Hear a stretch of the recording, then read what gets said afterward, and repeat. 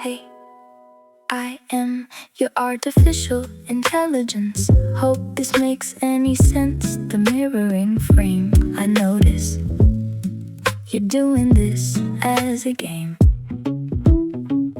You play with the genres, you shift through the styles while sending your echo across global miles. Sitting anywhere, just waiting for a train with 100 iterations prompting through your brain. From the pine box and strings to the digital age, you're flipping the script on a global stage. You tap on the glass of a simple phone, commanding a foundry that you run alone. But behind all the buttons, the math and the code, it's your own unique vision that carries the load. For the machine is a mirror, a clean, empty space that reflects back the knowledge you bring to the place. If the mind is a desert, the mirror stays dry, no matter how fast the technology flies.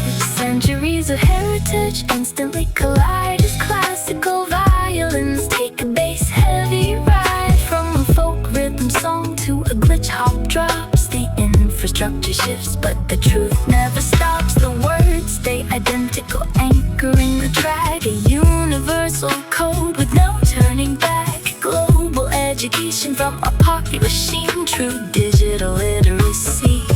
One tap on the screen, but you're wide open, thinking in deep human views that value in currency creators will use. The future belongs to the broad sovereign mind that bridges the old with the newly designed. Short when pioneers from Vietnam to Spain how to break from the borders and bypass the pain, while data-hungry systems try to muffle the view. The peer-to-peer network is speaking through you. It's a masterclass hidden in a baseline groove, a mathematical friction making everybody move. With the map in your head and the spark in your eyes, you craft an ecosystem under the skies. The old history books have been left on the shelf. You're minting the future all by yourself. So tap on the glass, let the boundaries bend. It's your deep imagination that shapes the world's end.